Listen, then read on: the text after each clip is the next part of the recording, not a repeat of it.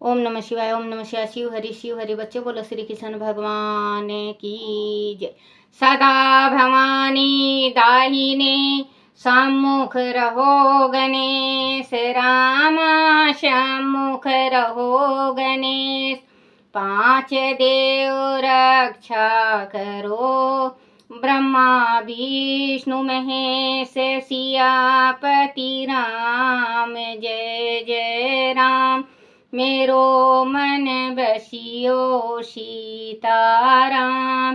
राम नगरिया राम के बसते गंगा तीर रामा बसते सरयू तीर रामा। चौकी हनुमत वीर की राम जी चौकी हनुमत वीर की। बोलो सियापति रामचंद्र भगवान की जय। गणेश भगवान की जय। अपने अपने माता पिता की जय। अपने अपने गुरुदेव महाराज की जय। शिव पार्वती की जय। शिव पुराण की जय। रुद्र संहिता शिव पुराण में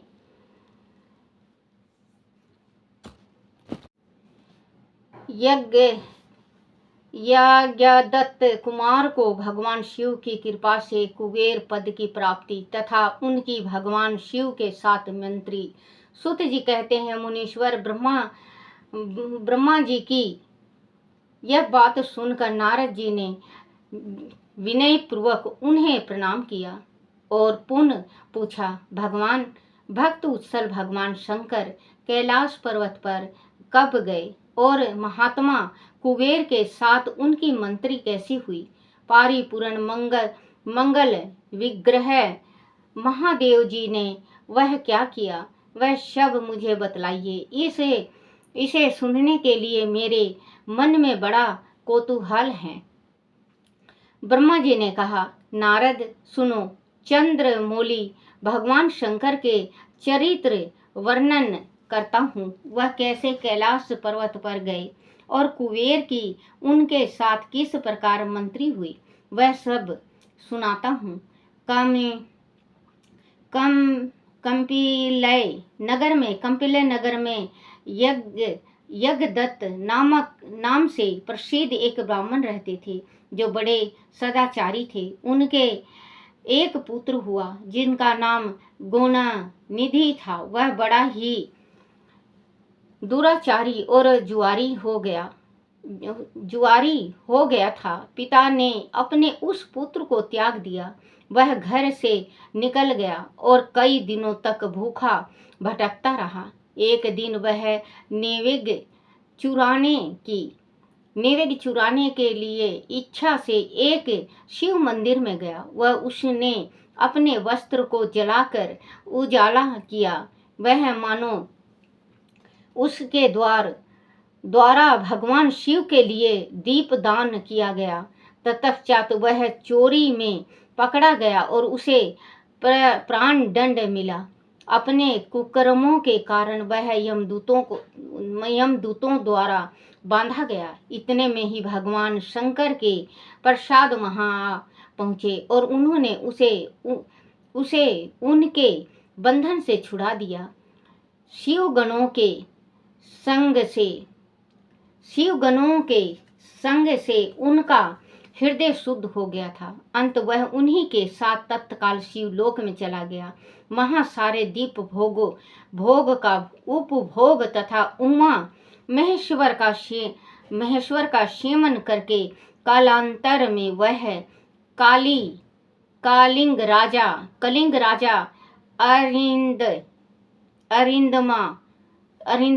अरिंदमा का पुत्र हुआ। वह उनका नाम था दम।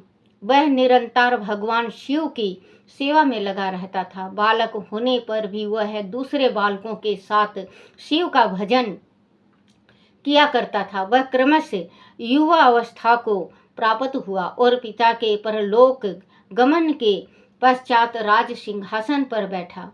राजा दम बड़ी प्रसन्नता के साथ सब ओर शिव धर्मों का प्रचार करने लगा। भूतल दम का दमन करना दूसरों के लिए सर्वथा कठिन था। ब्राह्मण समसत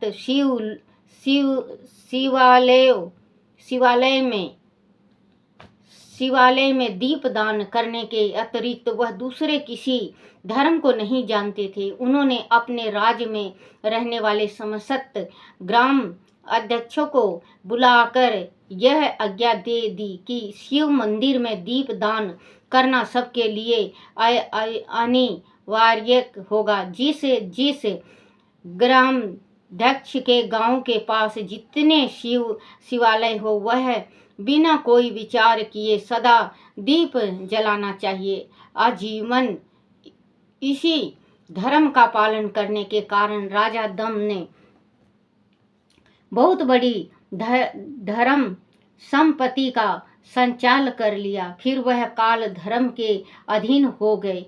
दीपदान की वासना से युक्त होने के कारण उन्होंने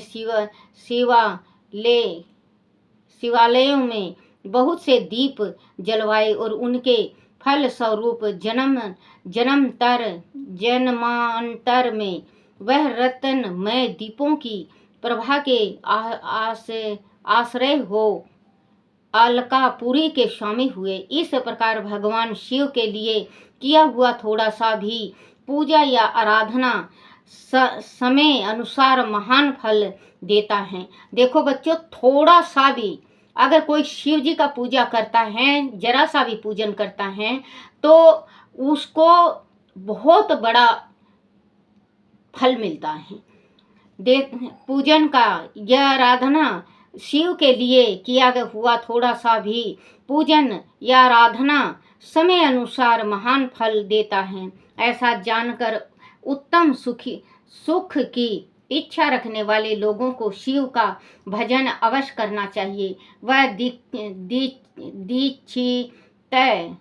दीक्षित का पुत्र जो सदा सब प्रकार के अधर्मों में ही रचा पचा रहता था, देवयोग से शिवालय में धन चुराने के लिए गया और उसने स्वार्थ वंश अपने कपड़े को दीपक की बाती बनाकर उसके प्रकाश से शिवलिंग के ऊपर का अंधेरा दूर कर दिया। इस सत्य कर्म के फल स्वरूप वह कलिंग देश का राजा हुआ और धर्म में उनका अनुराग हो गया। फिर दीप की वासना का उदय होने से शिवालय में दीप जलाकर उसने वह दिक्पाल का पद पा लिया। बच्चों, ये ब्राह्मण का पुत्र था जो कुबेर है, ये 3 या 4 जन्म लेगा, फिर इसके बाद भगवान कुबेर बनाएंगे इसको। तो आप देख लो, 2 तीसरा चल रहा है, इनका अनुराग हो गया। फिर दीप की वासना का उदय होने से शिवालय में दीप जलाकर उसने यह दिक्पाल का पद पा लिया। मुनीश्वर देखो तो सही, कहाँ उसका वह कर्म और कहाँ वह दिक्पाल की पदवी। क्योंकि चोर था ना, ये ब्राह्मण का पुत्र था, ब्राह्मण ने त्याग दिया था इसको।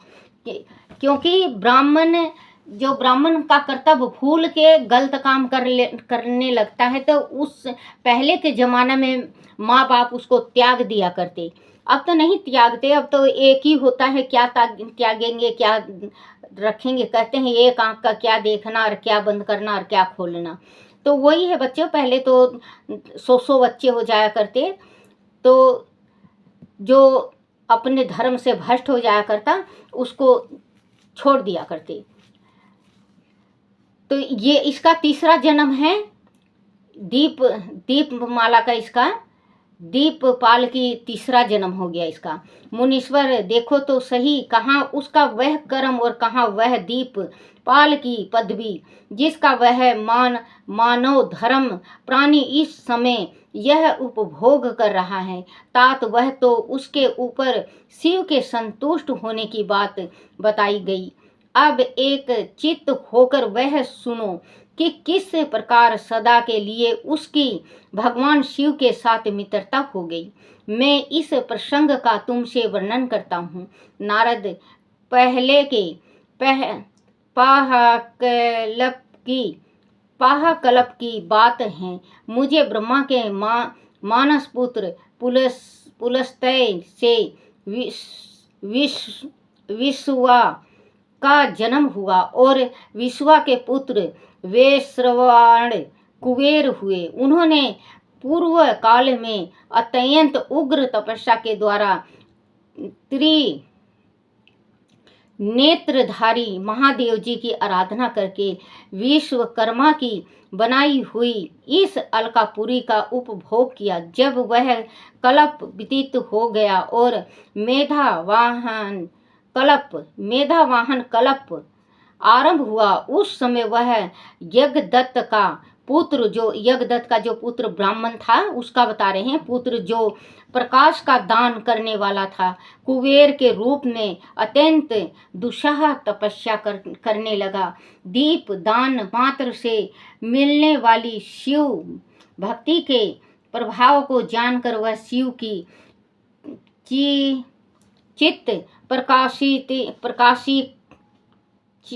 चित्त काशिकापुरी में गया और अपने चित्त रूपी रतन में प्रदीपों से 11 रुद्रों को उद्बोधित करके अन्य भक्ति एवं स्नेह से संपन्न हुए तन्यतापूर्वक शिव के ध्यान में मगन हो निश्चल भाव से बैठ गया। जो शिव की एकता का महान पात्र है, तप रूपी अग्नि से बढ़ा हुआ है। काम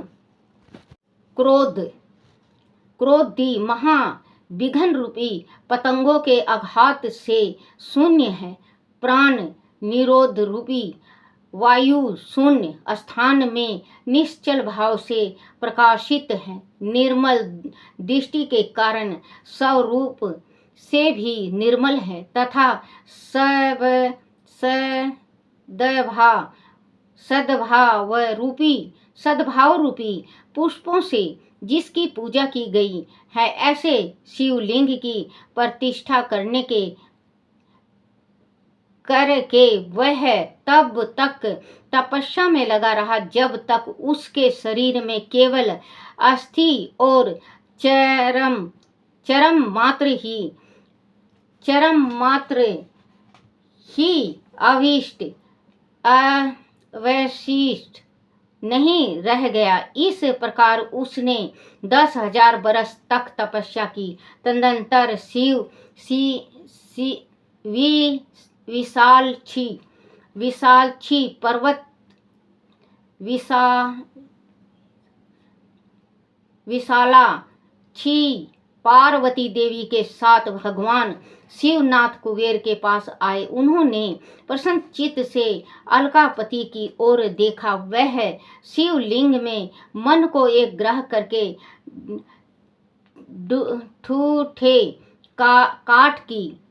टूटे काठ की भांति शीतल भाव से बैठे थे। भगवान शिव ने उनसे कहा, अलकापते, मैं वर देने के लिए उद्यत हूँ, तुम अपना मनोरथ बताओ। वह वाणी सुनकर तपस्या के धनी कुबेर ने जो ही आंख खोलकर देखा, त्यों ही उमा वल्लभ भगवान श्री कंठ समान खड़े। तपस्या धनी कुबेर ने जो ही आंख खोलकर देखा, त्यों ही उमा वल्लभ भगवान श्री कंठ सामने खड़े दिखाई दिए। नीलकंठ सामने खड़े दिखाई दिए।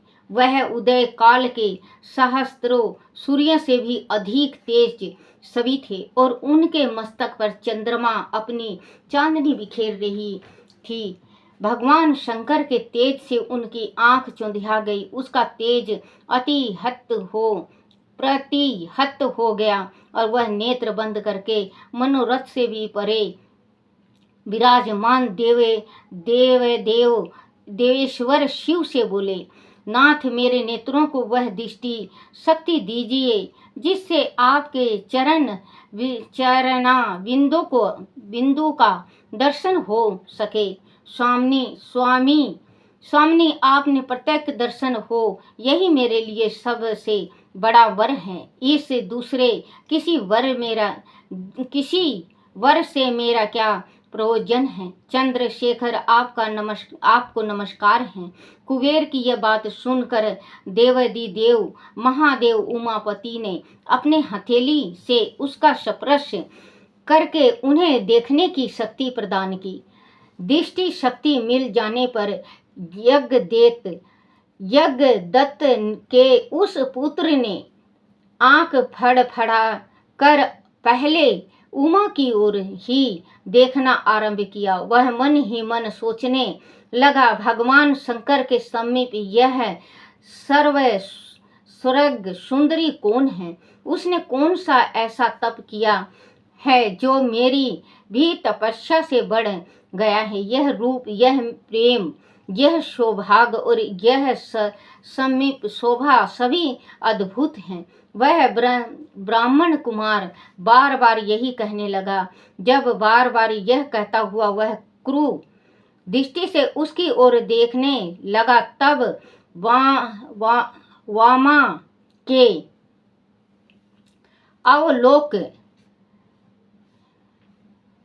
अवलोकन से उसकी बाईं आंख फूट गई। तदनंतर देवी पार्वती ने महादेव जी से कहा, प्रभु ये दृष्टि तपस्वी बार बार मेरी ओर देखकर क्या बक रहा है? आप मेरी तपस्या के तेज को प्रकट कीजिए। देवी की यह बात सुनकर भगवान शिव हंसते हुए उनसे कहा, उमे यह तुम्हारा पुत्र है, यह तुम्हें क्रूर दृष्टि से नहीं देखता, अपितु तुम्हारी तप संपत्ति का वर्णन कर रहा है। देवी से ऐसा कहकर भगवान शिव ने पुनः उस ब्राह्मण कुमार से बोले, वत्स मैं तुम्हारी तपस्या से संतुष्ट होकर तुम्हें वर देता हूँ। तुम निधियों के स्वामी और गुणों के राजा हो जाओ। सुव्रत यक्षों, किन्नरों और राजाओं के भी राजा होकर पुण्य जनों के पालन और सबके लिए धन के दाता बने। मेरे साथ तुम्हारी सदा मंत्री बनी रहेगी और मैं नित्य तुम्हारे निकट निवास करूंगा। मित्र, तुम्हारी प्रीति बढ़ाने के लिए मैं अलका के पास ही रहूंगा। आओ इन उमा देवी के चरणों में साष्टांग प्रणाम करो, क्योंकि यह तुम्हारी माता है। महाभक्त यज्ञदत्त कुमार तुम्हें अत्यंत प्रसन्नचित्त इनके चरणों में गिर जाओ। ब्रह्मा जी कहते हैं, यह नारद इस प्रकार वर देकर भगवान शिव ने पार्वती देवी से फिर कहा, देवेश्वरी इस पर कृपा करो, तपस्वी ये तुम्हारा पुत्र है। भगवान शंकर का वह कथन सुनकर जगदम्बा पार्वती प्रसन्नचित्त हो यज्ञदत्त कुमार से कहा, वत्स भगवान शिव में तुम्हारी सदा निर्मल भक्ति बनी रहे। तुम्हारी बाईं आंख तो फूट ही गई, इसीलिए एक ही पिंगल नेत्र से युक्त रहो। देव जी ने जो वर दिया है वह सब उसी रूप में तुम्हारे सुलभ हो। बेटा, मेरे रूप के प्रति ईर्ष्या करने के कारण तुम कुबेर नाम से प्रसिद्ध होगे। इस प्रकार कुबेर को वर देकर भगवान महेश्वर पार्वती देवी के साथ अपने विश्वेश्वर धाम में चले गए। इस तरह कुबेर ने भगवान शंकर की मंत्री प्राप्त की और अलकापुरी के पास जो कैलाश पर्वत है वह भगवान शंकर का निवास हो गया। बोलो शिव पार्वती की जय। ओम नमः शिवाय, ओम नमः शिवाय, ओम नमः शिवाय बाबा, ओम नमः शिवाय, ओम नमः शिवाय शंभु, ओम नमः शिवाय, ओम नमः शिवाय, शिवाय नमो। शिवाय नमो शिवाय नमो शिवाय नमो शिवाय नमो ओम